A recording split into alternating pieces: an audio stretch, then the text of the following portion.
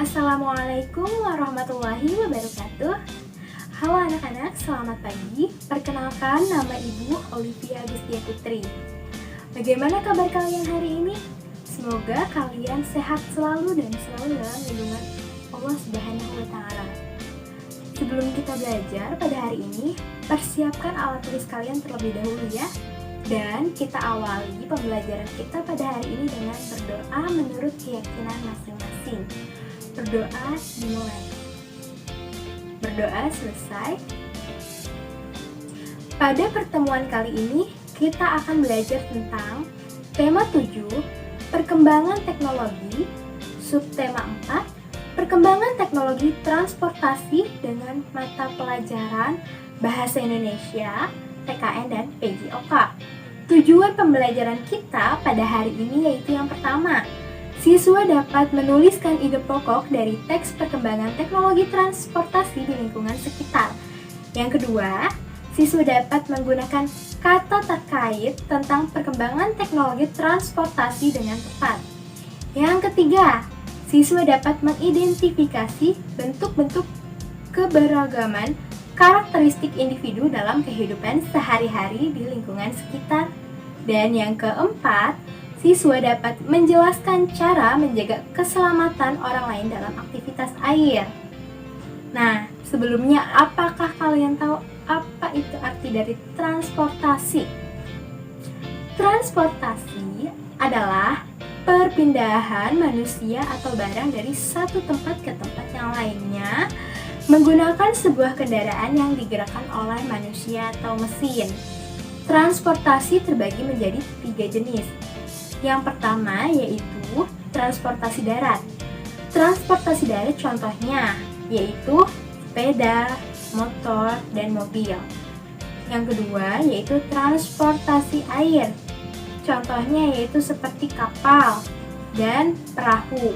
Yang ketiga, transportasi udara. Contohnya adalah pesawat dan helikopter. Berikut ini ada bacaan tentang salah satu jenis transportasi yaitu transportasi air. Mari kita simak teks bacaan berikut ini. Pergi ke pulau. Paman mengajak Beni pergi ke Pulau Bunaken dengan perahu umum. Perahu umum dapat ditumpangi siapa saja. Perahu yang ditumpangi Beni dapat memuat 30 orang penumpang. Di perahu, Beni bertemu banyak orang. Perahu berisi penumpang yang beragam. Ada penumpang laki-laki dan perempuan. Ada anak-anak, remaja, dan orang tua. Ada penduduk setempat, pengunjung lokal, dan turis asing. Penumpang perahu mengenakan baju yang beragam. Turis asing mengenakan celana pendek dan kaos tanpa lengan. Ada juga yang memakai pakaian seragam. Semua penumpang duduk bersama-sama di dalam perahu. Selama di perahu, Paman menyapa penumpang. Paman juga berbincang-bincang dengan penumpang. Mereka tertawa bersama saat ada yang melucu. Mereka senang dengan suasana akrab di perahu. Paman berdiskusi tentang transportasi air dengan turis asing. Paman bercerita bahwa Indonesia adalah negara pelaut. Transportasi air sudah digunakan sejak zaman dahulu. Awalnya, transportasi air hanya perahu kayu yang digerakkan tangan. Ada kano dan sampan. Sekarang, orang-orang menyeberang laut dengan perahu mesin. Ada kapal feri yang dapat menampung banyak orang. Ada speedboat yang dapat bergerak dengan cepat. Ada kapal pesiar untuk pergi jarak jauh. Setelah kalian membaca teks cerita tersebut, tuliskanlah isi cerita dari setiap paragraf di buku tulis kalian ya.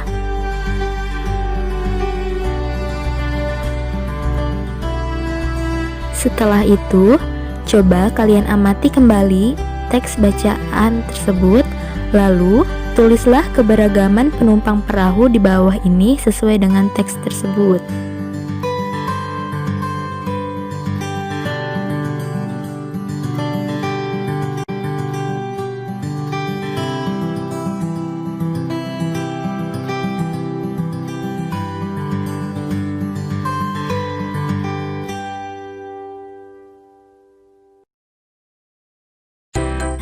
Jika kalian sudah selesai mengerjakan tugasnya, mari simak penjelasan materi berikut ini.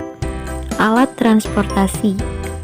Alat transportasi dapat mempercepat perjalanan kita. Alat transportasi darat digunakan hampir semua orang. Alat transportasi darat ada yang berjalan di jalan raya dan di atas rel. Mobil dan motor adalah alat transportasi yang berjalan di jalan raya. Kereta adalah transportasi yang berjalan di atas rel. Alat transportasi air digunakan oleh orang yang tinggal di dekat perairan. Alat transportasi air digunakan untuk menyeberang sungai atau laut. Alat transportasi air untuk jarak dekat, misalnya perahu. Untuk jarak jauh, kita bisa menggunakan feri atau kapal. Orang menggunakan alat transportasi udara untuk jarak jauh. Alat transportasi udara adalah alat transportasi yang paling cepat. Kita dapat tiba di tempat yang jauh dalam waktu singkat. Pesawat terbang adalah contoh alat transportasi udara. Alat transportasi terus berkembang. Sebagian alat transportasi didatangkan dari negara lain. Sebagian lagi hasil karya anak Indonesia. Anak-anak harus rajin belajar dan berkarya untuk negara. Nah, setelah kalian menyimak materi tersebut, coba kalian amati teks alat transportasi di halaman 191 sampai 192, lalu kalian garis bawahi kata-kata tentang alat transportasi. Lalu, buatlah kalimat dari kata yang kamu temukan. Nah, setelah kalian selesai mengerjakan tugas, berikut ini ada peraturan kolam renang. Kalian pasti sering berenang di kolam renang. Kolam renang memiliki peraturan yang harus dipatuhi oleh pengunjung demi keselamatan. Nah, ini adalah peraturan di kolam renang. Yang pertama, tidak sakit kulit, sakit mata, sakit menular. Yang kedua, gunakanlah pakaian renang. Yang ketiga, tidak membawa makanan ke dalam kolam.